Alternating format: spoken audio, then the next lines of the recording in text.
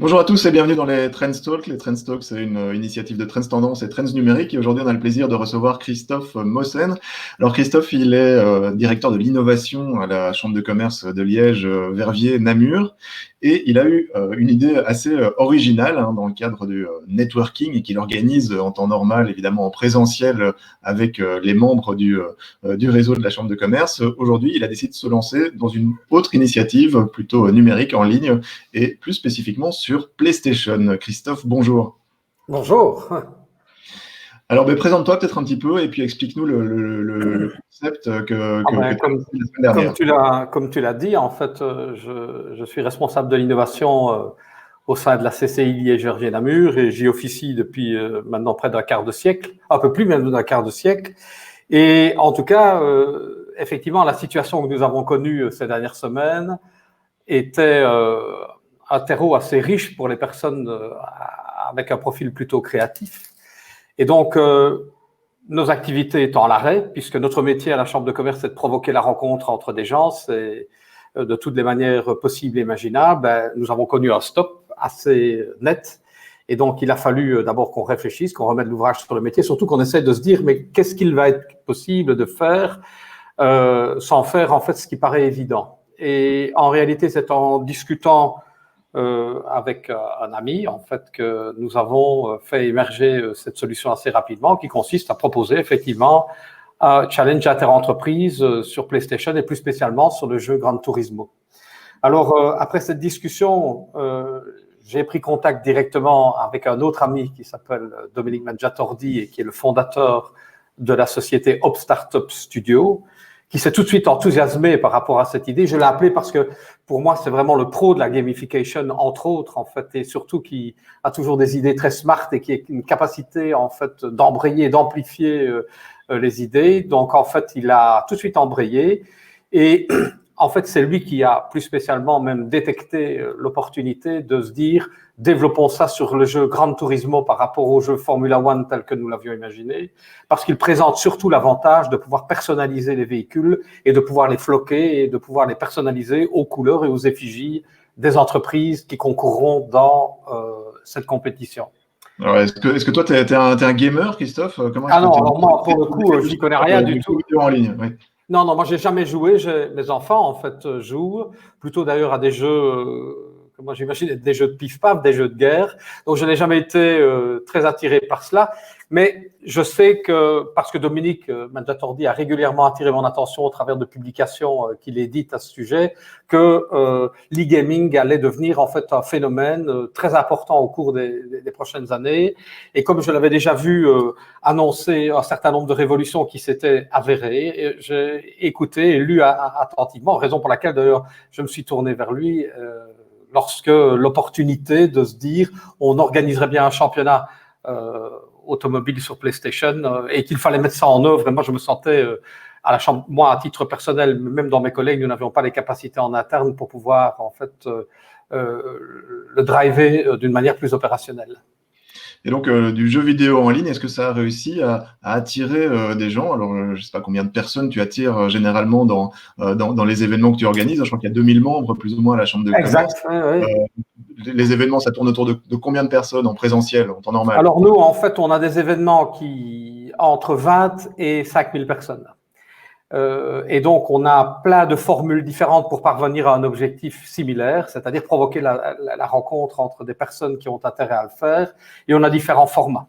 En fait, des formats plus confidentiels, je le disais, une vingtaine de personnes. Ou bien alors, on a un événement qui est assez connu ici en province de Liège, en fait, qui s'appelle Pop-up et qui est un événement que nous organisons tous les 2 ans et qui, lui, draine 400 exposants et 5000 visiteurs. Donc, mais pour le coup, ici, évidemment, on ne savait pas trop à quoi s'attendre. On savait juste que, est-ce que d'abord nous allions réussir à séduire les entreprises et réussir à ce qu'elles nous emboîtent le pas en disant, tiens, nous allons nous aussi jouer à la PlayStation, on trouve ça assez amusant.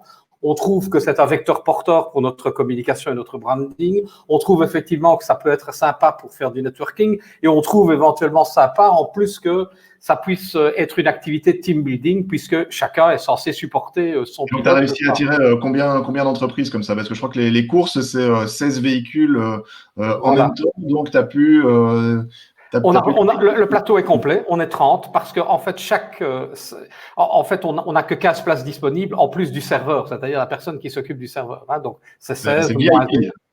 C'est VIP, oui, tout à fait. On a d'ailleurs des demandes, en fait, suite à la première édition que nous ne pouvons pas combler, puisque maintenant le plateau affiche complet, mais sinon on a eu 2-3 demandes auxquelles on aurait pu, si nous avions encore de la place, pouvoir octroyer la participation, mais ce n'est plus possible. Alors, tu me posais la question par rapport, j'imagine, à l'audience. Pour la première session qui a été diffusée sur Twitch, puisque la particularité de ces courses, c'est aussi un environnement que moi j'ai découvert. Twitch est une plateforme de streaming pour les gamers qui permet de retransmettre en direct comme un channel TV. C'est énorme hein, dans les jeux vidéo en ligne classiques. Il y a énormément de gens qui suivent des gamers très avertis, hein, très aguerris, qui les regardent jouer parce qu'ils sont tout simplement exceptionnels. Donc ici, tu as utilisé cette plateforme pour diffuser cette course automobile inter-entreprise. Absolument, voilà. Et nous, en fait, on a eu un rapport qui nous a été transmis par Twitch après. C'est assez bien fait. Moi, je découvre, hein, donc je ne veux pas faire le malin par rapport à ça. Je trouve ça tout à fait fantastique. Et on a eu 1278 personnes quand même visiteurs uniques qui se sont joints à cette première manche d'un championnat qui en compte 5. Parce que ça, j'ai oublié de le préciser, c'est que en fait, c'est un championnat. Et donc, ce n'est pas une coupe en fait qui s'obtient sur une course. En fait, ici, c'est sur 5 courses. Et donc, on va successivement à Francorchamps. Donc là, c'était la première manche, le plus beau circuit du monde. Et puis, en fait, demain, on rejoint le circuit de Brands Hatch en Angleterre. Puis, nous irons à Interlagos au Brésil. Et puis, en fait, à Barcelone. Et enfin, au Nürburgring en Allemagne. Donc, il y a du suspense et il y a un challenge. De Formule 1, on connaît, donc la course va continuer. Alors, vous êtes ici en direct dans les Trends Talk. Trends Talk, c'est une initiative de Trends Tendance et de Trends Numérique. On a le plaisir de recevoir Christophe Mossen de la Chambre de commerce de Liège, Verviers et Namur, qui a organisé un événement vraiment très original hein, sur PlayStation, sur Gran Turismo 3, qui rassemble toute une série d'entreprises. Alors, tu disais qu'il y avait une trentaine d'entreprises qui s'étaient inscrites. Tu as même dû refuser du monde. Dis-nous un petit peu quelles entreprises se sont inscrites. Alors, en fait, assez curieusement, ce ne sont pas des profils, par exemple, comme on a pu le supposer, high-tech. On n'en a pas. Peu, pas du tout, ou une peut-être. En fait, de mémoire, je ne pense pas même qu'on en ait. C'est plutôt des entreprises du secteur traditionnel. Donc, on a à la fois des petites entreprises, mais on a aussi des plus importantes. On a par exemple, en fait, des sociétés comme DHL, comme Daikin, comme SD Works, etc., qui sont inscrites, et une société comme Protection Unit, qui maintenant devient une grande entreprise, en fait, mais qui est une société 100% liégeoise, et Samuel Di Giovanni a tout de suite embrayé lorsque je lui ai parlé de ce concours, et il a décidé de faire les choses en grand. Donc, il a engagé un bon pilote, et d'ailleurs, c'est Protection Unit qui a gagné la première manche dans la discipline.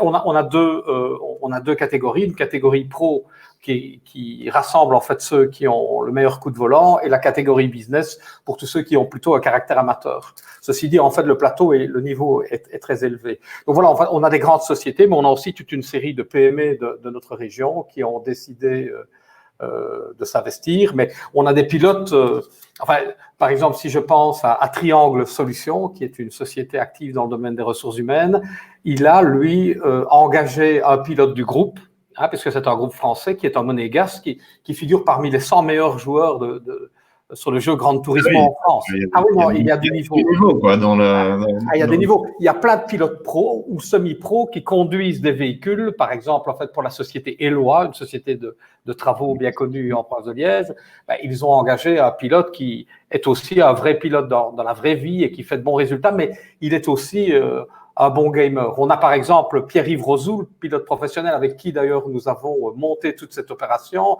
et qui nous a vraiment bien aidé et qui est à la fois pilote et directeur de course. Il nous a bien aidé parce que sa connaissance du milieu automobile et sa connaissance de la manière dont une course se passe pour établir le format nous a vraiment bien servi.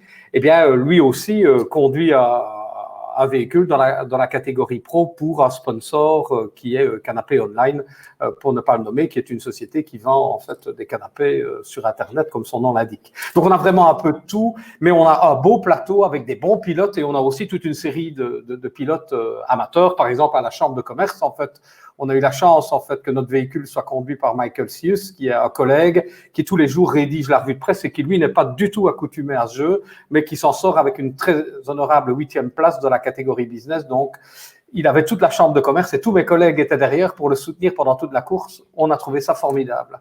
Et donc, tu le disais, des entreprises plutôt du secteur traditionnel, hein, des RH, absolument, construction, la sécurité, gardiennage, le bâtiment. Voilà. Comment est-ce que tu expliques que voilà, ces entreprises traditionnelles, elles s'intéressent à ces nouveaux outils quand même qui sont assez particuliers pour eux, hein. C'est pas, voilà, les CEO de ces boîtes, c'est probablement pas tous des gamers, il y en a peut-être, hein, mais voilà, qui s'intéressent à des plateformes comme Twitch et qui arrivent à attirer pas mal de gens finalement sur ces événements numériques comme celui que tu organises. Je pense qu'ils ont été séduits par le concept d'une part, mais aussi peut-être par la confiance qu'ils placent dans la Chambre de commerce et dans le succès que la Chambre de commerce a l'habitude de recueillir à l'ensemble des nouveaux événements, et de ces événements en général, mais les nouveaux, c'est de dire, tiens, la nouveauté est vraiment quelque chose qui attire de manière générale les entreprises, elles se lassent assez vite de tout. Et donc, en fait, il est important pour les organisateurs d'événements d'entreprise que nous sommes de pouvoir régulièrement renouveler l'offre. Et celle-ci est manifestement quelque chose d'assez unique, sans qu'on ne l'ait véritablement conceptualisé au départ, que c'était assez unique. Mais on voit bien que la presse nous a beaucoup interrogés parce que, notamment des gens qui s'intéressent au gaming, disent que c'est la première fois qu'on voit une compétition inter-entreprise dans le domaine de l'e-gaming. Donc voilà pourquoi. Et elles ont compris aussi, puisqu'on en a discuté de vive voix, elles m'ont appelé pour avoir des informations complémentaires, elles ont compris qu'il y avait un véritable potentiel derrière parce que leur voiture qui est magnifique et qui a été brandé par un designer professionnel à chaque fois, ils peuvent l'utiliser pour communiquer sur les réseaux sociaux. Or, en fait, une grande marque, par exemple, comme DHL, qui est aussi qui est inscrite dans le challenge, ben, en fait, elle peut communiquer sur tous ces réseaux pour dire que DHL a engagé un véhicule dans ce qui peut être considéré comme une première, en fait, un événement inter-entreprise sur un jeu PlayStation. Donc, en fait, c'est un outil de communication. Effectivement, ces véhicules, ils sont entièrement personnalisables, hein. C'est vraiment un art, hein, quasiment, d'arriver à personnaliser ce véhicule. Tu me disais qu'il y avait des gens qui étaient quasiment spécialisés dans ce design de véhicule virtuel et on peut mettre voilà, tous les logos de l'entreprise et toutes les couleurs qu'on veut et faire du marketing vraiment autour de ces voitures. Tout à fait. Et donc, en fait, on peut les partager sur les réseaux sociaux et pendant la course, on peut mettre la caméra. Et d'ailleurs, en fait, lors de la présentation des prochains essais, en fait, de la séance qualificative, chacun bénéficiera d'un temps de caméra de 30 secondes sur son véhicule où on pourra montrer, en fait, la marque et on pourra également le commentateur, puisqu'on a engagé un commentateur professionnel qui officie habituellement sur Eleven Sport en la personne d'Anthony Coppi. Elle a la possibilité de pouvoir commenter d'apporter un commentaire sur l'activité de l'entreprise. Donc, en fait, tout ça auprès d'un large public, ça apporte, et parce que, en fait, finalement, c'est pas cher non plus, et que ça peut, entre guillemets, rapporter gros, là où dans la crise, parfois, les marques ont du mal à se situer pour savoir quel est le ton juste pour communiquer. Ici, on est plutôt dans le domaine de la légèreté. En fait, ça se situe en dehors des heures du bureau. C'est pas cher, c'est gratuit pour le public et pour les entreprises, c'est 350 € pour les 5 courses avec la personnalisation de la voiture, l'apéritif qui a été livré, etc. Qui se décline sur 5 semaines, hein, avec voilà. les cinq étapes justement de la course. Alors, on est ici dans les Trends Talk. Un Trends Talk, c'est une initiative de Trends Tendance et Trends Numérique. On est avec Christophe Mossen, qui est le responsable innovation à la Chambre de commerce de Liège, Verviers-Namur, et on parle avec lui de ces événements, hein, qui sont aujourd'hui à l'arrêt, évidemment, avec la crise, et d'une nouvelle manière peut-être de les réinventer, de créer des événements en ligne. Alors, Christophe, justement, voilà, aujourd'hui, est-ce que pour toi, le networking en présentiel, pour l'instant, ben voilà, c'est terminé, quoi. Qu'est-ce qu'on peut faire avec ces events que tu organises en temps normal? Oui, je n'ai pas entendu, je crois que c'est aujourd'hui, ce matin, que se réunissait le Conseil national de sécurité. Donc, je n'ai pas encore lu la presse entre-temps pour savoir s'il y avait de nouvelles mesures qui avaient été établies, mais nous, en tout cas, dans la manière dont nous fonctionnons, effectivement, c'est le calme plat et on ne voit pas très bien comment, avant le mois de septembre, nous pourrions proposer des activités en présentiel. Raison pour laquelle nous avons évidemment toute une série d'activités sous le coude qui ont été reportées ou qui devaient de toute façon avoir lieu. Mais là, on est directement tributaire, en fait, de la situation sanitaire avant de pouvoir entrevoir de nouvelles choses. On a dû malheureusement annuler l'organisation d'un très gros événement dans lequel nous espérions attirer plusieurs milliers de personnes au mois d'octobre, en fait, on voulait reproduire à Liège Oktoberfest, en fait, qui est une fête bavaroise pendant 3 jours, en fait, à Liège. On a dû la reporter parce qu'on voyait pas très bien comment ça allait pouvoir se faire et comment les entreprises, surtout, allaient vouloir se manifester dans un événement où en fait, il y avait beaucoup de population, beaucoup de proximité, etc. Donc, sur le plan sanitaire, c'était pas garanti. On a préféré reporter ça l'année prochaine. Sinon, dès que la situation sanitaire pour nous le permettra, nous reprendrons le rythme d'activité habituel. Il reste évidemment une grande interrogation de mon point de vue. C'est que d'une part, ça peut être autorisé. Peut-être que les autorités diront, vous pouvez le faire, mais il reste à voir maintenant comment le consommateur, va réagir. Est-ce qu'il va avoir envie finalement?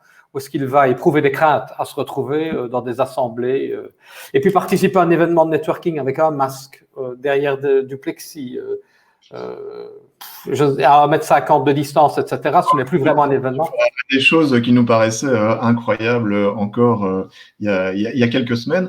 Alors, est-ce que malgré tout, tu penses que voilà, dans les prochaines semaines, parce que c'est quand même important évidemment pour les entrepreneurs, pour le business, de rencontrer des gens, de se connecter, et c'est pour ça voilà, que tu as créé cet événement en ligne. Est-ce que tu penses que ce type d'événement, ça peut perdurer dans le futur? Est-ce que ça peut s'installer? On voit que tu as réussi à quand même accueillir plus de 1200 personnes en ligne sur Twitch. Est-ce que c'est des succès que tu vas pouvoir rééditer, même si on passe dans une phase de déconfinement et que les événements présentiels se relancent, on l'espère bientôt? Mais je crois qu'il y a un public pour ça. Je crois qu'en fait, la nouveauté, comme je le disais, en fait, est un facteur important de réussite. Alors, c'est une nouveauté pour moi. Ça n'en est pas une pour toi, manifestement, puisque tu suis déjà des gamers sur Twitch. Donc, peut-être que ça a, moi, la saveur de la découverte. Néanmoins, je crois qu'ils sont plus nombreux dans le milieu des affaires, c'est-à-dire d'avoir des personnes qui ont plus de 40 ans, etc., à ne pas vivre ça au quotidien, ou pas bien connaître la formule. Donc, il y a cette saveur de la découverte, comme je le disais. Donc, notre ambition est évidemment de poursuivre dans l'e-gaming, puisque déjà, en fait, je peux l'annoncer, nous allons organiser dans le courant du mois de juillet, début juillet, le 2 et le 9 juillet, si mes souvenirs sont bons, on va faire l'Euro, en fait, sur le jeu FIFA, où on va repartir des poules, le tirage au sort tel qu'il avait été établi, et on va mobiliser 24 équipes issus d'entreprises à nouveau pour rejouer en fait l'Euro sur FIFA. Et alors mon ambition la plus ouverte en fait par rapport à ces courses automobiles, j'aimerais qu'on organise les 24 heures de Spa-Francorchamps, mais vraiment 24 heures en fait où on a des teams qui sont composés de 4 pilotes qui se relaient, etc. Et j'aimerais en fait que l'on puisse voir les gens dans les lits de camp, dans l'entreprise, en train de jouer avec le soutien des collègues, etc. pour essayer d'apporter quelque chose qui parce qu'il n'y a pas que du networking là. Donc, bien entendu, les pilotes boivent un verre après la course et ça permet effectivement de nouer des liens. Moi, j'en ai loué toute une série ici avec des personnes avec lesquelles je n'aurais jamais pu nouer des liens il y a encore quelques semaines si je n'avais pas expérimenter la formule, mais c'est aussi beaucoup de visibilité pour l'entreprise parce que au plus il y a de public, au plus ma marque est visible, mais c'est aussi une belle activité de team building puisque chacun supporte son héros en interne et est assez fier finalement de supporter sa marque. En fait, ça crée un sentiment d'identité professionnelle qui est… On voit que les entreprises se sont vraiment prises au jeu. Tu parles en même temps d'un événement de networking et en même temps de team building. Alors, c'est un peu étonnant parce que c'est pas quelque chose qu'on fait en présentiel. En présentiel, on va choisir l'un ou l'autre. Voilà, exactement. Les deux, qu'est-ce qui prend le pas sur l'autre? Est-ce que c'est plus team building ou est-ce que c'est plus networking ou est-ce qu'il y a vraiment… En fait, pour être honnête, c'est davantage le team building, en fait, encore que le networking, puisque le networking, il se réduit à 30 pilotes, en fait, qui peuvent discuter après sur Discord, en fait, puisque c'est le channel que nous avons choisi pour permettre aux pilotes de pouvoir discuter ensemble. Une discussion de gaming, hein, donc de nouveau très adapté, évidemment, aux jeux vidéo, à Gran Turismo, à ces jeux en ligne sur PlayStation. Voilà, tandis que, évidemment, en termes de visibilité et de team building, là, on peut faire appel à un beaucoup plus grand nombre. Je le répète, en fait, il y avait pour certaines entreprises parfois des centaines de personnes qui regardaient en fait leur pilote favori pour le supporter. Et donc, en fait, ça crée une belle émulation en interne en permettant, dans une période qui est assez difficile, de pouvoir encore avoir le sentiment d'appartenir en fait à un team et de pouvoir comment s'identifier à ce team au travers de quelque chose de positif et quelque chose de ludique, en fait. Ce qui est très important. Je pense que d'ailleurs, en fait, l'e-gaming, tel que Dominique Mangiatordi me l'avait vendu à maintes reprises, on est en train de l'expérimenter et il avait raison. L'e-gaming est vraiment quelque chose qui va se développer et qui va y inclure en fait l'entreprise, c'est une certitude. Ouais, et on sent justement avec ces entreprises qui se sont prises au jeu, qui sont allées chercher des pilotes aguerris, hein, que voilà, il y a cette émulation, il y a ce besoin d'un peu de se reconnecter peut-être en interne à la boîte, à l'entreprise, de s'identifier, alors qu'on sait que voilà, les gens aujourd'hui, ils sont chacun chez eux, hein, il y a beaucoup de gens qui sont encore confinés, Oui, et donc là, c'est vraiment un outil qui est adapté pour ce oui. type de team building. Ah oui, tout à fait. Et d'ailleurs, en fait, pour la petite histoire, dans les 30 écuries engagées, elles se répartissent en deux catégories. En fait, on l'a dit, il y a les pros et les business. Mais en fait, y compris dans les pros et dans les business, le phénomène se produit. Certains ont désigné, comme nous, par exemple, à la Chambre de commerce, un pilote qui est effectivement un vrai membre du personnel de la CCI qui travaille au quotidien. Et d'autres ont tellement placé une importance. C'est comme s'il disait, l'important n'est pas de participer, l'important c'est de gagner. Et en réalité, c'est ça l'émulation, le climat d'émulation qui s'est créé. Ils ont décidé, eux, de rechercher quelqu'un, un professionnel finalement, qui représentera au mieux leur marque. Et moi, je ne peux pas leur jeter la pierre parce que lorsque l'on souhaite avoir une bonne campagne de communication, soit on la déploie en interne, soit on fait appel à une agence externe qui va s'en occuper puisqu'on estime qu'elle est plus professionnelle que les compétences et les ressources que l'on a en interne.